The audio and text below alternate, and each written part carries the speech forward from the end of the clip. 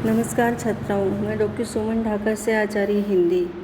आज हम कबीर दास जी की काव्य कला पे चर्चा करते हैं। भक्तिकालीन निर्गुण मार्गी धारा के ज्ञान मार्गी संतों में कबीर का स्थान सर्वोच्च है। वैसे भी कबीर संपूर्ण हिंदी साहित्य में अन्यतम स्थान के अधिकारी हैं। कबीर का जन्म 15वीं सदी में हुआ। माना जाता है कि ये एक विधवा ब्राह्मणी के कोख से जन्मे, किंतु लोक लाज के भय से ब्राह्मणी ने किसी सरोवर के किनारे शिशु कबीर को छोड़ दिया।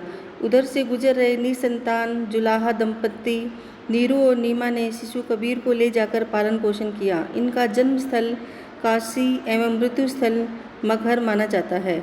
कबीर ने विधिवत किसी प्रकार की शिक्षा प्राप्त नहीं की थी, वे अनपढ़ थे। इस संबंध में स्वयं कबीर ने कहा है, मस कागज छुओ नहीं, कलम गही नहीं हाथ। कबीर रामानंद के 12 शिष्यों में से सबसे प्रमुख थे। गोरखपंथी योगियों के संपर्क में आके कबीर ने योगाभ्यास एवं ज्ञान की प्राप्ति की थी। इन्हीं के सानिध्य के कारण कबीर ने आध्यात्मिकता के आकर्षण में पड़कर विरक्ति का अनुभव किया। कबीर के अशिक्षित होने के कारण उनके द्वारा कोई रचना नहीं लिखी गई, लेकिन कबीर की वाणी का संकलन उनके शिष्य धर्मदास ने बीजक नामक संकलन में किया। बीजक के 3 भाग हैं, शबद, साखी व रमेनी।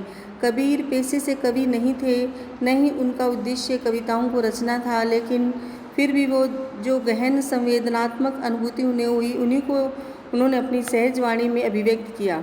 लेकिन कबीर को समाज सुधारक के रूप में अधिक प्रसिद्धि मिली, इसीलिए कबीर संत व समाज सुधारक पहले हैं, कवि या अन्य बाद में। कविता को उन्होंने अपनी बात कहने का एक माध्यम माना। कबीर के काव्य का भाव पक्ष और कला पक्ष दोनों ही सुंदर व संतुलित है। यद्यपि काव्य शास्त्र से परिचित न होने के कारण उन्होंने छंदों और अलंकारों का शास्त्रीय पद्धति से निर्वहन नहीं किया है, तो भी उनके काव्य का भाव पक्ष तनिक भी शिथिल नहीं हुआ। कबीर के काव्य में भाव पक्ष के सौंदर्य को हम इन बिंदुओं से समझ सकते हैं। सबसे पहले भक्ति भावना। कबीर के काव्य का मुख्य विषय भक्ति है, जो एकमात्र अनुभूति का विषय है। अनुभूति की अभिव्यक्ति वैसे भाषा की शक्ति से बाहर है, फिर भी इस सूक्ष्म विषय को कबीर की वाणी ने अत्यंत सूक्ष्मता एवं गहराई से कलात्मकता के साथ अभिव्यक्त किया है। यह कवि की सफलता एवं महत्ता का छोटा सा प्रमाण है। दूसरी जो महत्वपूर्ण विशेषता है वह है निर्गुण ईश्वर की उपासना। कबीर के काव्य में जो भक्ति अभिव्यक्त हुई है वह सर्वत्र निर्गुण भाव की है। वे आत्मा और परमात्मा की बात करते हुए कहते हैं कि आत्मा अमर है, लेकिन वह है परमात्मा का अंश ही। उन्होंने कहा है, जल में कुंभ, कुंभ में जल है, बाहर भीतर पानी, फूटा कुंभ जल जल ही समाना, यह तत्कथ्यो ज्ञानी। कबीर निर्गुण राम की उपासना पर बल देते हैं और निर्गुण ईश्वर की महिमा अपार है ये, और इसको कोई नहीं जान सकता, ऐसा वे कहते हैं। कबीर के काव्य में संयोग और विरह दोनों की अनुभूति हमें मिलती है। कबीर के काव्य में ईश्वर ब्रह्म मिलन व उसके वियोग में दोनों तरह की भावानुभूति अंकित हुई है। कबीर ने परमात्मा को प्रियतम व आत्मा को प्रियतमा का रूप मानते हुए जीवात्मा और परमात्मा के दाम्पत्य प्रेम का चित्र प्रस्तुत किया है। कबीर के काव्य में प्रेम तत्व का निरूपण भी अत्यंत मार्मिकता से किया गया है। कबीर प्रेम को ही सृष्टि का आधार और ईश्वर से साक्षात्कार का आधार मानते हैं। कबीर हिंदी साहित्य में सर्वप्रथम रहस्यवादी कवि माने गए हैं। कबीर की विरणी आत्मा की विकल प्राणों की पुकार, उनकी अंतर व्यथा, उसकी हूक, भावनाओं का प्रबल आवेग, जिज्ञासा भाव, यह सब रहस्यवादी चेतना का ही प्रभाव है। समाज सुधारक के रूप में कबीर की कबीर दास जी ने काव्य की जो रचना की है वह उनके काव्य की महत्वपूर्ण विशेषता ये है कि उन्होंने समाज में मौजूद विभिन्न बुराइयों का कड़ा व्यंग कर उन्हें दूर करने का प्रयास किया। उन्होंने मूर्ति पूजा, ब्रह्माडंबर, नारी संग, मांसाहार, ढोंग, ऊंच नीच, जाति भेद आदि सभी समस्याओं पर अपनी जोरदार आवाज़ उठाई। मूर्ति पूजा एवं ढोंग पाखंड का विरोध करते हुए उन्होंने कहा, पाहन पूजे हरि मिले तो मैं पूजूं पहाड़, ताते या चाकी भली पीस खाए संसार।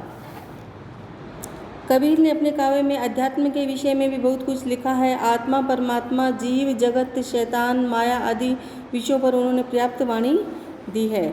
कबीरदास जी की भाषा के बारे में माना जाता है कि उनकी भाषा सदुकड़ी या पंचमेल खिचड़ी है। इसका सीधा कारण यह है कि कबीर संत थे, समाज सुधारक हेतु फक्कड़ी अंदाज में वे एक स्थल से दूसरे स्थल पर, एक गांव से दूसरे गांव और नगरों में जाते थे, इसलिए उनकी स्थानों की बोली व भाषा का प्रभाव उनके काव्य पे पड़ा। कबीर ने किसी प्रकार की औपचारिक शिक्षा ग्रहण नहीं की थी, इसलिए वे काव्य शास्त्र के ज्ञान से अनभिज्ञ थे, इसलिए उन्होंने छंदों के बारे में उनकी कोई विशेष पकड़ नहीं थी। और कबीर ने अपनी वाणी में दिखावा एवं सजावट नहीं की, न ही वे इस विषय में जानते थे। उन्होंने तो जो बात जिस अंदाज व रूप में कहलानी चाहिए उस रूप में और उस बात को स्वाभाविक रूप से कह दिया। सारांश से कह सकते हैं कि कबीरदास जी का लक्ष्य कविता करना नहीं था। कविता तो बस उनका माध्यम पर थी, फिर भी उनके काव्य में उच्चतम काव्यत्व के गुण अवस्थित हैं। कबीर की कविता के आगे अच्छे नहीं टिक पाते। जहाँ तक उनके काव्य के कथ्य का विषय है, उनके काव्य में निर्गुण ब्रह्म की भक्ति, प्रेम की महिमा, गुरु का महत्व, राम नाम की महत्ता, आत्मनिवेदन, आध्यात्मिकता, रहस्यवाद, स्वयं को प्रियतमा का रूप मानकर प्रियतम रूपी परमात्मा से मिलोत्सुकता, समाज सुधार व उपदेश आदि के विषयों में से संबंधित कविताएं मिलती हैं। सभी काव्योचित भाषिक व शैली संबंधी अभिव्यक्ति के उपादान उनकी कविता में रचे बसे हैं। कबीर की कविता उच्च श्रेणी की है, जिसमें अनुभूति को ही अधिक प्रश्रय मिला है, अभिव्यक्ति तो केवल सहारा है।